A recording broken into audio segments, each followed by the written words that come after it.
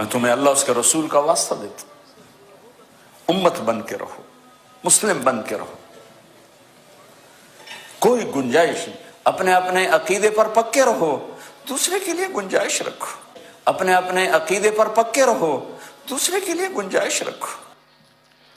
ये तारिक जमील साहब का कहना है और यही बात वो आज का एक अपने आप को जो पढ़ा लिखा तबका समझता है वो भी यही कहता है।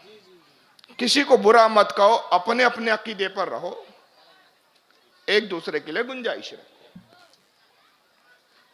सुनने में अच्छा लगता है, मगर सवाल ये पैदा होता है कि क्या ये अकीदा कुरान का है? क्या ये अकीदा हदीस में है? क्या ये सहाबा का अकीदा है? क्या अल्लाह ने हमें ये छूट दी है कि ए मुसलमानों तुम 365 अकीदे में तब्दील हो जाओ, मगर अपने अपने अकीदे पर कायम रहो और एक दूसरे के लिए गुंजाइश रखो? क्या ख्याल है आपका, इस्लाम में ऐसा अकीदा है? और अगर ऐसा अकीदा है कि एक दूसरे के लिए गुंजाइश रखो और अपने अपने अकीदे पर कायम रहो, ये जुमला याद रखिएगा, पूरे इसी जुमले पर मेरी तकरीर है आगे की। अगर ये अकीदा इस्लाम का है कि एक दूसरे के लिए गुंजाइश रखो और अपने अपने अकीदे पर कायम रहो, तो फिर जाहिर है ये अकीदा हमें कुरान में मिलना चाहिए, यही अकीदा हदीस में मिलना चाहिए, यही रसूलुल्लाह की सीरत में मिलना चाहिए। मगर सीरत रसूल में तो हमें एक अलग बात नजर आती है। मौलाना तारिक जमील से लेकर उनकी जमात के जितने इनके मानने और चाहने वाले हैं और जो इस नजरिए के कायल हैं, उनसे सिर्फ एक मुतालबा है मेरा, सिर्फ एक छोटा सा मुतालबा। वो इस मुतालबे को पूरा कर लें, मैं उनकी गुलामी करने के लिए तैयार हूं। अब मुतालबा यह है कि मुझे कुरान में सिर्फ एक ऐसी आयत दिखा दे कि जिसमें अल्लाह ने फरमाया हो कि ऐ लोगों अपने अपने अकीदे पर कायम रहो और एक दूसरे के लिए गुंजाइश रखो। बस कुरान में एक आयत दिखा दीजिए ऐसी। कसम खुदा की कयामत आ जाएंगी, कुरान में एक ऐसी कोई आयत दिखा नहीं सकता माई का लाल। अरे हमें तो रसूलुल्लाह की सीरत में ये मिलता है कि आका सल्लल्लाहु ताला अलैहि वसल्लम ने जब ऐलान नबुव्वत फरमाया तो मुशरिकीन जमा हुए और हुजूर के चचा अबू तालिब के पास पहुंचे। कहा कि आए अबू तालिब, अपने भतीजे को समझाओ, हम सिर्फ ये चाहते हैं कि वो हमारे माबूदों को बुरा ना कहे। हम 365 माबूदों को पूछते हैं, वो एक खुदा की बात करता है। अगर वो चाहता है कि हम उसके एक माबूद पर ईमान ले आए तो हम उसे भी मानने के लिए तैयार है, लेकिन शर्त यह है कि हमारे माबूदों को भी मान ले और उनको बुरा ना कहे। जहां हमने 365 माना, एक और मानने में हमें क्या तकलीफ है? बल्कि अगर मोहम्मद हमारा बादशाह बनना चाहता है, मोहम्मद को बादशाह बनाने के लिए तैयार है। अगर मोहम्मद माल का तलबगार है तो हम सारे कबीले मिलकर इतना माल जमा करके मोहम्मद को देने के लिए तैयार है कि मोहम्मद से ज्यादा अरब में कोई अमीर नहीं होगा। अगर मोहम्मद को नेक खूबसूरत लड़की चाहिए, मोहम्मद जिस खूबसूरत लड़की की तरफ इशारा कर दे, हम वो लड़की उसके निकाह में देने के लिए तैयार है। हम दौलत देने के लिए तैयार है, हम बादशाह मानने के लिए तैयार है, हम लड़की देने के लिए तैयार है, मगर सिर्फ शर्त यह है कि हमारे माबूदों को बुरा ना कहें। मतलब वही बोली थी जो तारिक जमील की बोली है कि एक दूसरे के लिए गुंजाइश रखिए, अपने अपने अकीदे पर कायम रहिए। हमें 365 को पूजने दीजिए, आप अपने खुदा को पूछते रहिए। ना तुम हमें बुरा बोलो, ना हम तुम्हें बुरा बोले। सुनने में बात अच्छी थी। अबू तालिब गए रसूलुल्लाह के पास, है भतीजे, वो अरब के सरदार आए, उन्होंने ये कहा, ये मुतालबा किया। है भतीजे, सही तो कहते हैं, उनके माबूदों को क्यों बुरा कहते हो, छोड़ दो। क्या कहा था आका सल्लल्लाहु अलैहि वसल्लम ने? मशहूर वाक़या 12 सुना होगा आपने। कहा कि "ऐ चचा, खुदा की कसम, अगर वो मेरे एक हाथ में चांद लाकर रख दे और एक हाथ में सूरज लाके रख दे तो मैं तब भी हक कहने से खामोशी इख्तियार नहीं करूंगा। मैं हक का इजहार करूंगा। सीरत मुस्तफ़ा तो हमें यह बताती है, मगर ये तारिक जमील साहब की कौन सी थ्योरी है, कौन सी बोली है? मैंने मुतालबा किया कुरान अजीम की कोई एक आयत तारिक जमील दिखाए। कयामत आ जाएंगी, कुरान की एक आयत ऐसी नहीं दिखा सकते जनाब ये कि जिसमें अल्लाह ने कहा हो कि अपने अपने अकीदे पर कायम रहो, एक दूसरे के लिए गुंजाइश रखो। बल्कि उसके बरक्स कुरान अजीम में जो हमें चीज मिलती है वो ये मिलती है कि पारा नंबर 1 सूरह बकरा और आयत नंबर 42, खालिक कायनात परवरदिगार हमारा रब इरशाद फरमाता है, वला तलबिसुल हक्का बिल बातिली व तक्तुमुल हक्का व अंतुम तालमून। अल्लाह फरमाता है, ऐ लोगो, हक और बातिल को आपस में ना मिलाओ और जानते बूझते समझ रखते हुए हक को ना छुपाओ। कुरान तो हमें यह कहता है कि हक और बातिल कभी एक हो नहीं सकते। कुरान कहता है कि यह थ्योरी नहीं चलने वाली, अपने अपने अकीदे पर रहो। ऐ बातिल, तू अपने अकीदे पर रहे, आए हक, हम अपने साथ रहेंगे, एक दूसरे के लिए गुंजाइश नहीं। हक और बातिल में कभी कोई गुंजाइश हो ही नहीं सकती। हक और बातिल को आपस में ना मिलाओ और जानते बूझते हक को ना छुपाओ।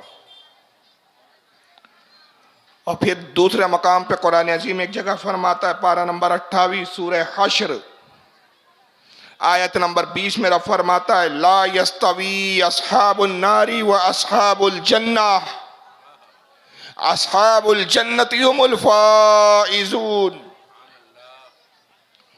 अल्लाह फरमाता है, लोगों जरा ये तो बताओ, क्या जहन्नम वाले और जन्नत वाले बराबर बराबर हो जाएंगे? बोलिए, हो सकते हैं बराबर? क्या जहन्नम वाले और जन्नत वाले बराबर बराबर हो जाएंगे? हरगिज नहीं हो सकते। जो जन्नत वाले हैं वही कामयाबी को पहुंचे। तो कुरान की तालीम तो हमें कुछ और नजर आती है, मौलवी तारिक जमील की तालीम और कुछ नजर आती है। और आइए इस आयत में कुरान अजीम में रब तबारक व तआला कितने वाज़े अल्फाज में इरशाद फरमाता है। इस आयत के बाद मैं नहीं समझता कि कोई गुंजाइश बचती है कि ऐसे बातिल अकीदे को हम तस्लीम करें। पारा नंबर 10 सूरह तौबा आयत नंबर 23, पारा 10 सूरह तौबा आयत नंबर 23, और रब कायनात इरशाद फरमाता है, या अय्युहल्लज़ीना आमनू ला तत्तखिज़ू आबाअकुम व इख़वानकुम औलिया इन इस्तहब्बुल कुफ्र अलल ईमान। ऐ ईमान वालों, खिताब ईमान वालों से, मुसलमानों से, मोमिनों से, ऐ ईमान वालों, अपने बाप और अपने भाइयों को दोस्त ना समझो अगर वो ईमान के मुकाबले में कुफ्र को पसंद करें। अगर तुम्हारा बाप है और ईमान के मुकाबले में कुफ्र से राजी है तो वो तुम्हारा बाप नहीं। अगर तुम्हारा भाई है, ईमान के मुकाबले में कुफ्र से राजी है तो तुम्हारा भाई नहीं। अल्लाह फरमाता है कि बाप का रिश्ता, भाई का रिश्ता, ये सारे रिश्ते तब तक कायम है कि जब हक को हक तस्लीम किया जाए। अगर ईमान के मुकाबले में कुफ्र को पसंद करोगे, रब कायनात फरमाता है कि तुम्हारे दोस्त नहीं हो सकते, तुम्हारा बाप नहीं हो सकता, तुम्हारा भाई नहीं हो सकता। वमन यतवल्लहुम मिनकुम फउलाइका हुमुज़ ज़ालिमून, और जो कोई तुम में से उनसे दोस्ती करे वो उन्हीं में से है। यानी कुफ्र से अगर राजी रहे तो अंजाम और हश्र कुफ्र के साथ ही होगा। तो कुरान अजीम तो वाज़ेह कहता है कि सारे रिश्ते उस वक्त महकम है, मुस्तहकम है, मजबूत है, जुड़े हुए जब तक ईमान का रिश्ता जुड़ा हुआ है। और जहां ईमान नहीं वहां कुफ्र और ईमान में कभी दोस्ती हो नहीं सकती। मगर तारिक जमील साहब की जो बातें होती है वो बड़ी फरेब वाली होती है, और उसी पुरफरेब बात में तारिक जमील आगे एक बात और कहते हैं, उसी के आगे ये भी सुनते चलिए।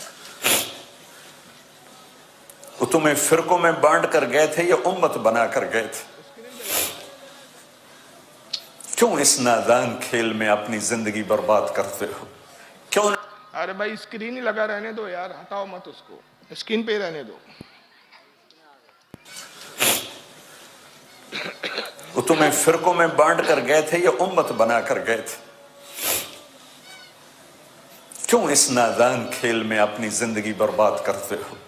क्यों नहीं मुसलमान बन के रहते हो? इस उम्मत में इख्तिलाफ शुरू से है, हमेशा रहेगा। यहां तक ना जाओ कि एक दूसरे पर कुफ्र के फतवा। तो जन्नत में कौन जाएगा? ये तारिक जमील साहब का दर्द है। इस उम्मत में इख्तिलाफ शुरू से रहा है, इस हद तक न जाओ कि एक दूसरे पर कुफ्र के फतवे। तो जन्नत में कौन जाएगा? अगर सबको काफिर बोलते रहोगे, सबको ईमान से खारिज करते रहोगे, तो जन्नत तो खाली रह जाएगी। गोया तारिक जमील साहब को अल्लाह ने जिम्मेदारी दी है कि तारिक जमील दुनिया में जब तक हो सारी जन्नत भरने का ठेका तुम्ही ने ले रखा है।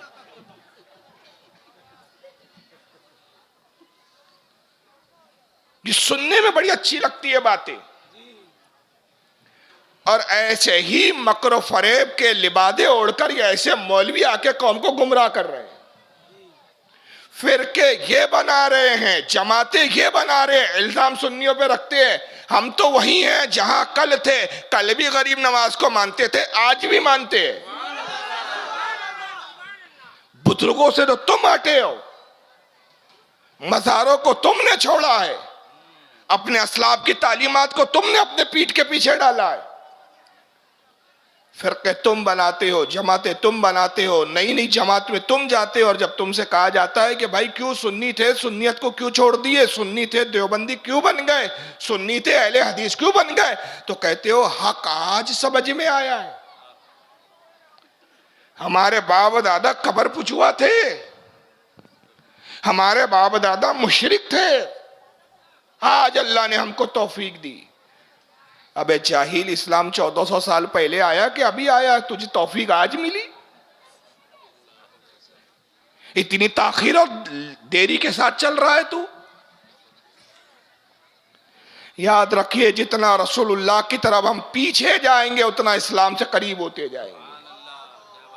जितना आगे बढ़ेंगे, नए नए फिरके मिलेंगे, उतना रसूल से दूर होते जाएंगे। इस उम्मत में जो इख्तिलाफ रहा, जिसमें एक दूसरे को काफिर नहीं कहा गया, वो फरोई इख्तिलाफ है। याद रखिए, वो मसाइल का इख्तिलाफ है। जैसे इमाम शाफई को इमाम अबू हनीफा से इख्तिलाफ था, इमाम अबू हनीफा को इमाम शाफई से इख्तिलाफ था, इमाम मालिक को इमाम अबू हनीफा से इख्तिलाफ था, इमाम शाफई को इमाम अहमद इब्ने हंबल से इख्तिलाफ था, इमाम अहमद इब्ने हंबल को इमाम शाफई से इख्तिलाफ था। मगर ये इख्तिलाफ फरोई इख्तिलाफ था, मसाइल के इख्तिलाफ थे, ईमान और कुफ्र के इख्तिलाफ नहीं थे। और मसाइल के इख्तिलाफ की बुनियाद पर एक दूसरे को काफिर नहीं कहा जाता। काफिर उस वक्त कहा जाता है कि जब इख्तिलाफ अकीदे में हो। जो आज फिरके बन रहे हैं, बन चुके हैं, बन रहे हैं, इनसे जो इख्तिलाफ है वो कुफ्र ईमान का इख्तिलाफ है। और तारिक जमील साहब कह रहे हैं कि अगर एक दूसरे को काफिर कहोगे तो जन्नत में कौन जाएगा? तो इसका जवाब ये देना चाहता हूं कि मौलवी तारिक जमील साहब, आप इस फिक्र में घुलिए मत। जन्नत में वही जाएगा जिसको आका चाहेंगे। इसलिए कि जन्नत आका को अल्लाह ने हिबा कर दी और मेरे आका ने बता दिया 72 जहन्नम में जाएंगे, एक जन्नत में जाएगा। रसूल ने यह नहीं बताया कि एक दूसरे के लिए गुंजाइश रखो, सब के सब जन्नत में जाएंगे। हुजूर ने कहा सब नहीं जाएंगे। कितने जाएंगा? एक ही फिरका जाएगा और वो होंगे अहले सुन्नत व जमात। और हमारा दावा है कि वह अहले सुन्नत व जमात हम ही है। अब आप कहेंगे इसकी दलील क्या है, तो तारिक जमील का पहला बयान याद कर लीजिए, एक दूसरे के लिए गुंजाइश रखो।